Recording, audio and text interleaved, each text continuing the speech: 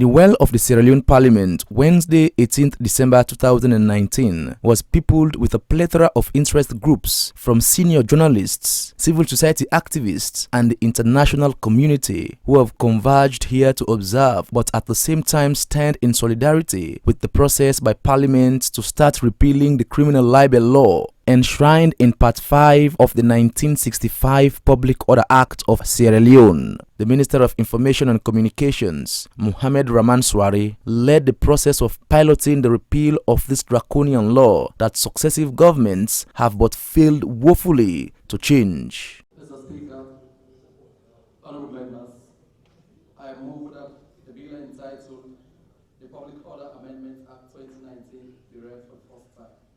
To some, the process is even long overdue, as the President, Julius Maada Bio, in his address to the United Nations General Assembly in September this year, boasted of the Sierra Leone Parliament having started the process of repealing the said law, which has been infamous over the years owing to the popular view that it is archaic and has mostly been used by the powers that be to stifle free speech and critical viewpoints. The question was put to members of Parliament who looked very much apprehensive, or rather jittery, over the fact that this somewhat popular bill has already taken a phantom leap to skip the pre-legislative stage and ultimately appear in the plenary of Parliament on the table for onward consideration by the House. Meanwhile, MPs have agreed to read the bill for the first time. But as you can see, senior MPs took almost half an hour to consult or contrive against the repealing process by finding possible ways to attach strings to it, and to attest to the fact that MPs look grasping to the President's move in making his promise to repeal this obnoxious law becomes reality. The leader of government business, Honorable Sidi Tunis, took the podium and stoutly made a case against the process with an apparent motive of upsetting it by calling for the amendment of the Independent Media Commission Act first before the process of repealing this law continues. This is a bill that is so important to the people of this country,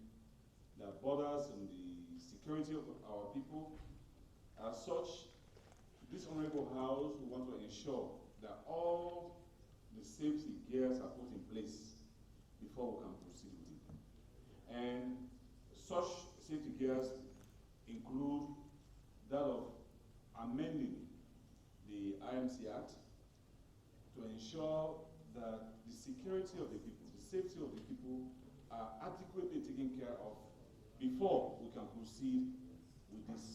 The leader of government business, Honorable Tunis, used the length and breadth of his power to convince his colleagues to stall the process of repealing the law, as he cites security concerns from the public in a law that the President himself, Julius Maada Bio, has seen as outdated and poised to do away with, as per his latest statement to journalists at dinner. At this stage, Mr. Speaker, Honorable Member, we'll just leave it.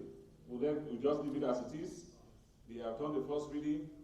Once we are satisfied as Parliament that in fact we have received the amended version of the IMC Act, where we have all the safety gears in place to protect the people of this country. The leader of the opposition APC party in Parliament, Honorable Chernoba, sensible enough to dodge the concomitant pressure of standing against this bill, gave assurance of MP's commitment in wanting to see the said law take the exit door in the country's law books.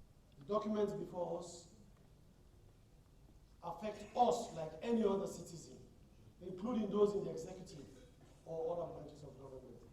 So, but we are also calling on them to ensure that they cooperate at the right time in ensuring that whenever we are needed and the public sensitization going on, they have a role to play in ensuring that eventually, when we conclude with this bill becoming an act, we will have done justice to it. The Minister of Information and Communications, Mohamed Ramanswari, to some degree agrees with the comments of MPs, but noted that that should not stop the process of repealing the criminal libel law, as there were other robust measures to curb unprofessional journalism or reckless speech. A couple of measures are being taken.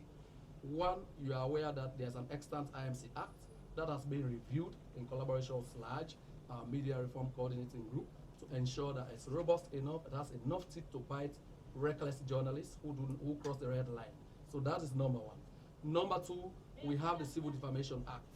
by that measure, private citizens or aggrieved parties will go to court, you know, and if, you know, there are convictions, those convicted will be sentenced to an amount, right? If you can't pay that, your assets could be forfeited, and in case you do not have assets, you are convicted, you can be declared a bankrupt person.